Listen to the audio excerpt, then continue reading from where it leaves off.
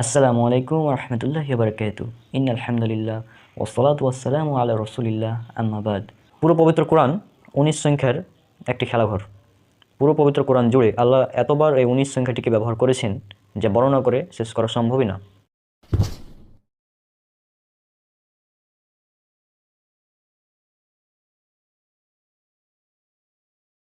১৯ এই ১৯ এমনই একটি সংখ্যা যার অঙ্ক দুইটির স্থানীয় মানের বর্গের বিয়োগফল সংখ্যাটি নিজেই, অর্থাৎ ১৯। অর্থাৎ ১৯ সংখ্যার স্থানীয় মান অর্থাৎ ১০, অর্থাৎ একের স্থানীয় মান ১ গুণ ১০ সমান ১০, ১০ স্কোয়ার বিয়োগ 9 হচ্ছে একক ঘরে রয়েছে, সুতরাং 9 স্কোয়ার। তাহলে পাবেন আপনার সংখ্যাটি ১৯। অর্থাৎ অঙ্ক দুটির স্থানীয় মানের বর্গের বিয়োগফল সংখ্যাটি নিজেই। এটা কিন্তু অন্যান্য মৌলিক সংখ্যার ক্ষেত্রে হবে না, শুধুমাত্র ১৯-এর ক্ষেত্রেই হবে। আর এই ১৪০০ কোরআন নাজিল হওয়ার ১৪০০ বছর পরে হঠাৎই মানুষের নজর পড়লো সূরা মুদাসসির, সূরা নম্বর ৭৪ আয়াত ৩০ এবং ৩১-এ। এবং তারপর থেকেই মানুষ আবিষ্কার করা শুরু করলো যে পবিত্র কোরআনে কি ১৯-এর সামঞ্জস্যতা রয়েছে, কেনই বা আল্লাহ ১৯-কে বেছে নিলেন, ১৯ সংখ্যাটিকে। এটা নিয়ে বিস্তর গবেষণা হয়েছে। আর চলুন আমরা আগে দেখিনি এই সূরা মুদাসসির, সূরা নম্বর ৭৪ আয়াত ৩০ এবং ৩১-এ এই ১৯ সম্পর্কে আল্লাহ কী বলেছেন।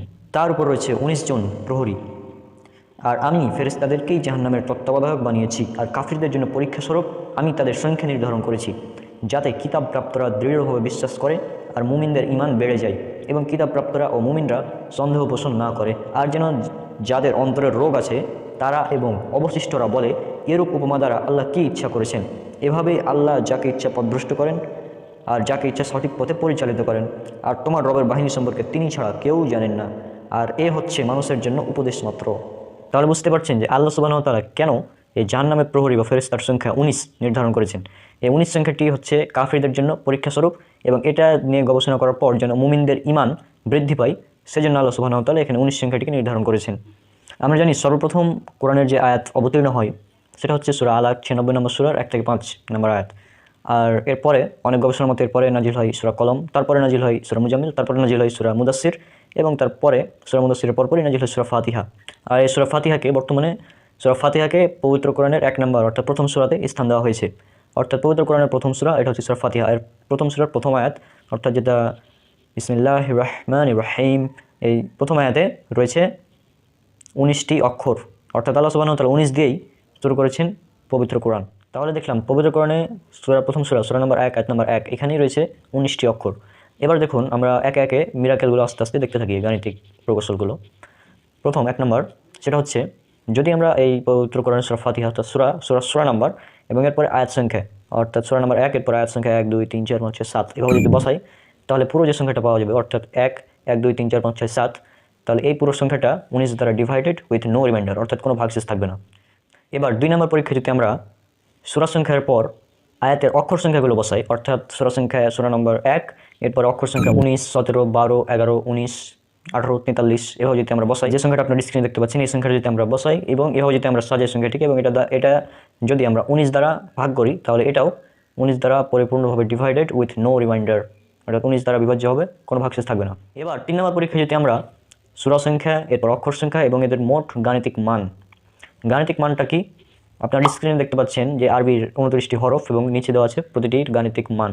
তো এই হিসাবে যদি আমরা গাণিতিক মান অর্থাৎ সূরা সংখ্যা এরপর আয়াত সংখ্যা এরপর এদের গাণিতিক মান এগুলো যদি বসাই, তাহলে বিশাল বড় সংখ্যা পাবো। এই বড় সংখ্যাটিকে যদি আমরা ১৯ দ্বারা ভাগ করি, তাহলে এটি ১৯ দ্বারা সম্পূর্ণভাবে ডিভাইডেড উইথ নো রিমাইন্ডার।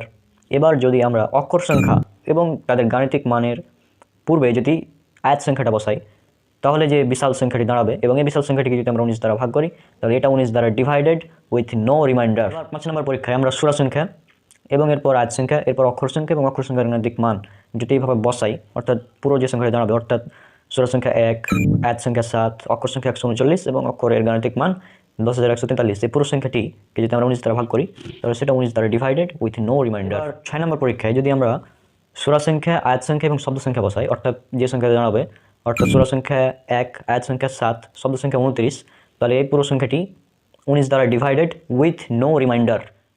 এরপর ৭ নম্বর পরীক্ষায় আমরা দেখব সূরা সংখ্যা তারপর আয়াত সংখ্যা তারপর প্রতিটি আয়াতের শব্দ সংখ্যা, অর্থাৎ ১ ৭ ৪ ৪ ২ ৩ ৪ ৩ ৯ এই সংখ্যাটি যদি আমরা বসাই এবং একে যদি আমরা ১৯ দ্বারা ভাগ করি, তাহলে এটাও ১৯ দ্বারা ডিভাইডেড উইথ নো রিমাইন্ডার, অর্থাৎ কোনো ভাগশেষ থাকবে না। তাহলে আমরা ৭টি অর্থাৎ যেভাবে আমরা করি, যেরকমভাবে আমরা ১৯-এর ব্যালেন্সটা দেখতে চাচ্ছি সেভাবে কিন্তু ব্যালেন্সটা চলে আসছে। তাহলে লক্ষ্য করুন এই যে 19-এর ব্যালেন্স এই সূরা ফাতিহার ভিতরে মাত্র 7টি আয়াত। এই 7টি আয়াতকে রচনা করার জন্য কতটা গাণিতিক প্রকৌশল খাটানো হয়েছে আরও রয়েছে, যেটা আমরা কল্পনা করতে পারছি না বর্তমানে।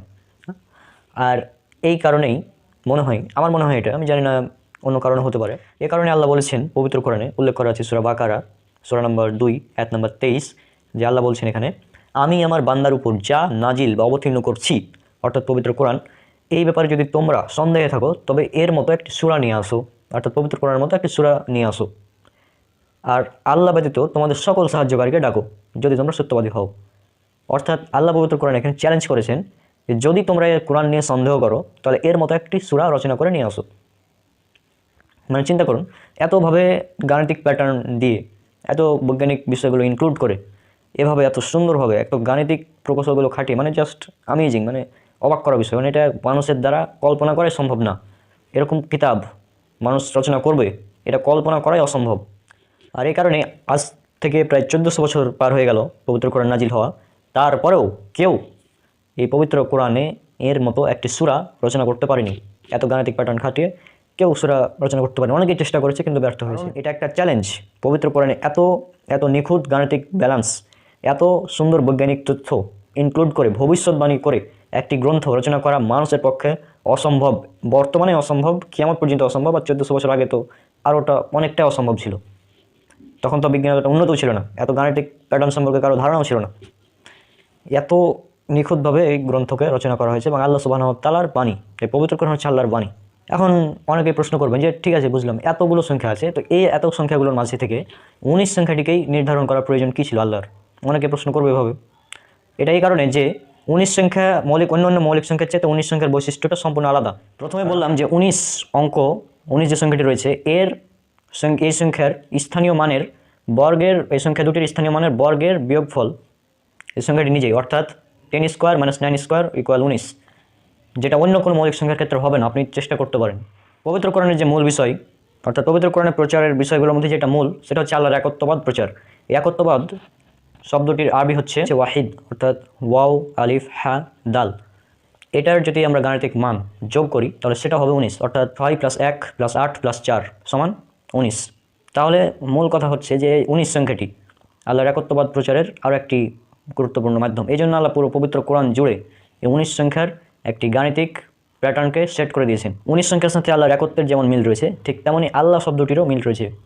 আল্লাহ শব্দটি পবিত্র কোরআনে মোট তার জাতক সহ এসেছে 2698 বার। আর এই 2698কে যদি 19 দ্বারা ভাগ করেন সেটা 19 দ্বারা ডিভাইডেড উইথ নো রিমাইন্ডার, কোনো ভাগশেষ থাকবে না। তাহলে বুঝতে পারছেন পবিত্র কোরআন কতটা গাণিতিক প্যাটার্ন, কত সুন্দর বৈজ্ঞানিক তথ্য নিয়ে রচনা করা হয়েছে, এবং এটা আল্লাহর বাণী, আল্লাহ সুবহানাহু ওয়া তাআলার পক্ষ থেকে এসেছে।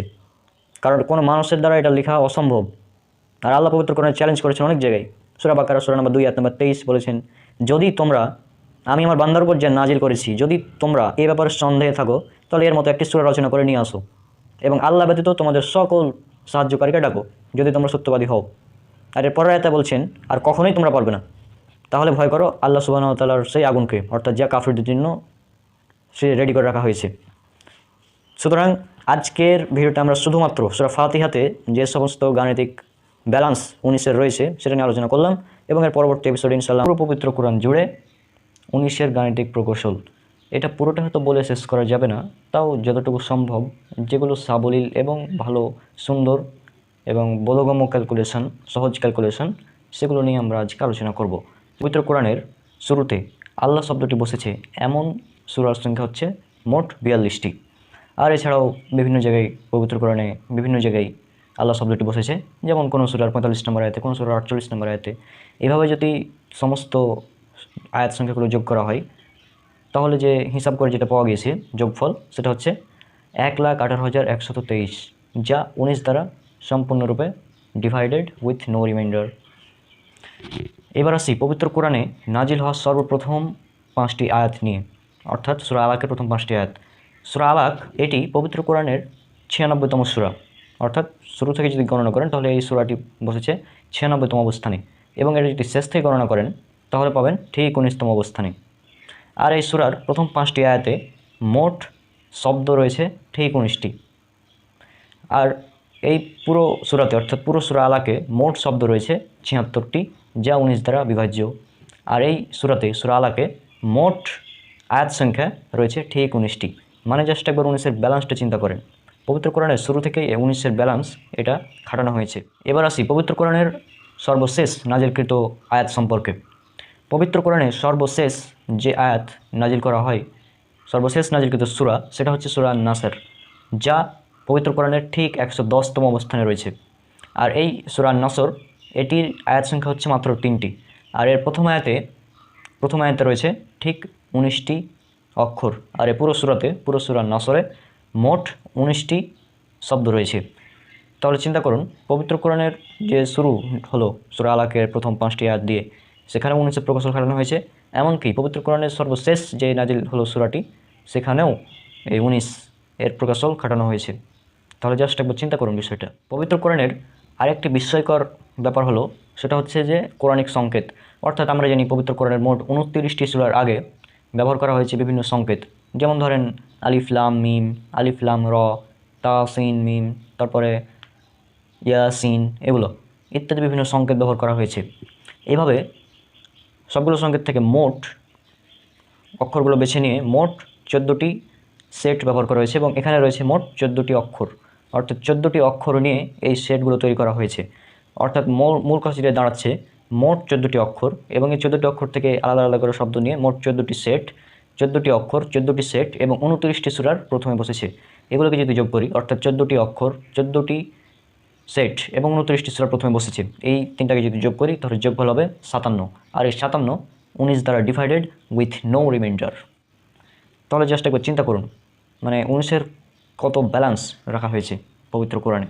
পবিত্র কোরআনের প্রথম সংকেতযুক্ত সূরা সেটা হচ্ছে সূরা আল বাকারা, অর্থাৎ 2 নম্বর সূরা, এবং সর্বশেষ সংকেতযুক্ত সূরা সেটা হচ্ছে সূরা কলম, যেটা হচ্ছে 68 নম্বর সূরা। এই পবিত্র কোরআনের সূরা বাকারা থেকে সূরা কলম পর্যন্ত নিয়ে মোট আল্লাহ শব্দটি ব্যবহার করা হয়েছে 2641 বার, যা 19 দ্বারা ডিভাইডেড। এবং পবিত্র কোরআনের বাকি অংশে অর্থাৎ 69 নম্বর সূরা থেকে নিয়ে একদম 114তম সূরা পর্যন্ত এখানে আল্লাহ শব্দটি ব্যবহার করা হয়েছে 57 বার। আর এই 57 19 দ্বারা ডিভাইডেড উইথ নো রিমাইন্ডার। আর পুরো পবিত্র কোরআনে মোট আল্লাহ শব্দটি ব্যবহার করা হয়েছে 2698 বার, এটিও 19 দ্বারা ডিভাইডেড। এখন সবগুলো সংকেত নিয়ে আলোচনা করা সম্ভব না, কারণ এভাবে যদি সবগুলো সংকেত নিয়ে আলোচনা করতে যাই তাহলে অনেক টাইম লাগবে। সেজন্য আমি বেশ কয়েকটি সংকেত নিয়ে এখানে জাস্ট বোঝানোর উদ্দেশ্যে আলোচনা করছি। সেটা হচ্ছে কফ অক্ষরটি নিয়ে। এই কফ অক্ষরটি আমরা জানি যে পবিত্র কোরআনের যে প্রথম অক্ষর, কোরআন শব্দের প্রথম অক্ষর, সেটা হচ্ছে কফ। এই কফ অক্ষরটি বসেছে পবিত্র কোরআনের মোট 2টি সূরার প্রথমে। একটা হচ্ছে 42 নম্বর সূরা এবং আরেকটা হচ্ছে 50 নম্বর সূরা কফ। এই 2টি সূরার প্রথমে বসেছে এই কফ অক্ষরটি। আর এই কফ অক্ষরটি সূরাতে ব্যবহার করা হয়েছে মোট 57 বার এবং সূরা কফে ব্যবহার করা হয়েছে মোট 57 বার। তাহলে চিন্তা করুন, 57 কিন্তু 19 দ্বারা ডিভাইডেড। এছাড়াও এই 57 যোগ 57 যদি আমরা করি তাহলে পাবো 114, যে পুরো পবিত্র কোরআনের মোট সূরা সংখ্যা। তাহলে জাস্ট একবার চিন্তা করুন বিষয়টা কতটা ব্যালেন্স কাটানো হয়েছে। এছাড়াও সূরার আয়াত সংখ্যা হচ্ছে মোট 53টি এবং এটি হচ্ছে 42 নম্বর সূরা। তাহলে সূরা নাম্বার যোগ আয়াত সংখ্যা অর্থাৎ 42 যোগ 53 যদি আমরা করি তাহলে আমরা পাবো 42 যোগ 53 সমান 95। আর এই 95 19 দ্বারা ডিভাইডেড উইথ নো রিমাইন্ডার। আর সূরা কফ, এখানে রয়েছে মোট 45টি আয়াত এবং এই সূরা কফ এটা হচ্ছে 50তম সূরা। তাহলে 45 যোগ 50 সমান 95 অর্থাৎ 95, এটি 19 দ্বারা ডিভাইডেড উইথ নো রিমাইন্ডার। পবিত্র কোরআনের 19তম আয়াতগুলো নিয়ে হিসাব করে জানা গিয়েছে যে কফ অক্ষরটি এসেছে মোট 76 বার, আর এই 76 19 দ্বারা ডিভাইডেড উইথ নো রিমাইন্ডার। এবার আসি সূরা ইয়াসিন অর্থাৎ 36 নম্বর সূরা ইয়াসিন সম্পর্কে। এই সূরা ইয়াসিনে ইয়া অক্ষরটি ব্যবহার করা হয়েছে মোট 237 বার এবং সিন অক্ষরটি ব্যবহার করা হয়েছে 48 বার। তাহলে এই দুটোকে যদি আমরা যোগ করি তাহলে যোগফল হবে 285 বার। তাহলে ইয়াসিন এই শব্দটি মোট ব্যবহার করা হয়েছে, ইয়া এবং সিন আলাদা আলাদাভাবে অক্ষর ব্যবহার করা হয়েছে 285 বার। আর এই 285 19 দ্বারা ডিভাইডেড উইথ নো রিমাইন্ডার। গাণিতিক বিষয়ের আরেকটি বিস্ময়কর সূরা সেটা হচ্ছে সূরা মরিয়ম। আর এই সূরা মরিয়ম পবিত্র কোরআনের ঠিক 19তম সূরা অর্থাৎ 19তম সূরাতে অবস্থান করছে। এই সূরাতে সর্বপ্রথমে সংকেত হিসেবে মোট 5টি অক্ষর ব্যবহার করা হয়েছে। সেটা হচ্ছে কাফ, হা, ইয়া, আইন, সদ। আর এই 5টি অক্ষর এই পুরো সূরাতে মোট 798 বার ব্যবহার করা হয়েছে। আর এই 798 19 দ্বারা ডিভাইডেড উইথ নো রিমাইন্ডার। তাহলে জাস্ট একবার চিন্তা করুন যে কতটা ব্যালেন্স রাখা হয়েছে পুরো পবিত্র কোরআন জুড়ে। প্রফেসর সিজার আদিব মাজুলের গবেষণা মতে এরকম বহু সংখ্যার 19-এর ক্যালকুলেশন রয়েছে।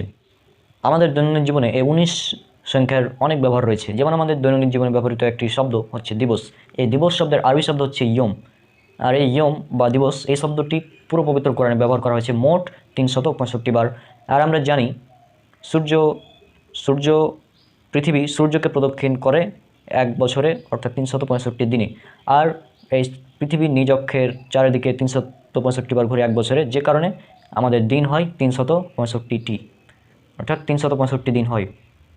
আর পবিত্র কোরআনে দিবস শব্দটি ব্যবহার করা হয়েছে এক বচনে 365 বার এবং বহু বচনে ব্যবহার করা হয়েছে মোট 30 বার। আর এই 30 হচ্ছে আমাদের মাসের হিসাব। এখন অনেকে বলবেন যে আর ভাই কোনো মাস তো 31ও হয়, কোনো মাস 29ও হয়। হ্যাঁ, এটারও খুব সুন্দর সমাধান আল্লাহ সুবহানাহু ওয়া তাআলা পবিত্র কোরআনে দিয়ে রেখেছেন। আমরা জানি চন্দ্র মাসের হিসাব করা হয় 29 দিন এবং 30 দিন, এবং সৌর মাস এগুলো হচ্ছে 30 দিন এবং 31 দিন। আর আপনি যদি এই 29, 30 এবং 30 এবং 31কে নিয়ে গড় করেন তাহলে সেটা 30ই হবে। সুতরাং এই 30 এটাই হচ্ছে মেন কথা, যে 30 শব্দটি ব্যবহার করা হয়েছে বহু বচনে, 30 বার ব্যবহার করা হয়েছে বহু বচনে ইয়ম বা দিবস শব্দটি। আর দিবস শব্দটি অন্যান্য জাতক শব্দ নিয়ে মোট পবিত্র কোরআন ব্যবহার করা হয়েছে 475 বার। আর এই 475 এটার 19 দ্বারা ডিভাইডেড উইথ নো রিমাইন্ডার। এভাবে পুরো পবিত্র কোরআনে 19-এর অনেক ক্যালকুলেশন রয়েছে, যা বলে হয়তো শেষ করা সম্ভব না। আরও গবেষণা করলে আরও পাওয়া যাবে। পুরো একটা লেকচার দেওয়া যাবে এর উপরে, প্রায় 1 ঘন্টার উপরে, শুধুমাত্র 19-এর ক্যালকুলেশন নিয়ে পবিত্র কোরআনে। অলরেডি তো আমি 2টা ভিডিও বানালাম, তবে আরও ক্যালকুলেশন করা সম্ভব তবে সেই ক্যালকুলেশনগুলো অনেক কঠিন হবে, সেজন্য আমি এখানে উল্লেখ করছি না। এবং এই পবিত্র কোরআন এবং আধুনিক বিজ্ঞান সিরিজে আরও অনেকগুলো ভিডিও আসবে, ইনশাল্লাহ আরও অনেকগুলো ভিডিও আসবে। সবাই আমার জন্য অনেক অনেক দোয়া করবেন। আল্লাহ যেন আমাকে সুস্থ রাখেন এবং আমি পবিত্র কোরআন এবং আধুনিক বিজ্ঞান সহ অন্যান্য ইসলামের যেসব সাদৃশ্য, ইসলামের যেসব সৌন্দর্য, ইসলামের সত্যতা, এগুলো যেন তুলে ধরতে পারি। আল্লাহ সবাইকে শান্তিতে রাখুন। ইনশাআল্লাহ দেখা হবে পরবর্তী কোনো ভিডিওতে। আসসালামু আলাইকুম ওয়া রাহমাতুল্লাহি ওয়া বারাকাতুহু।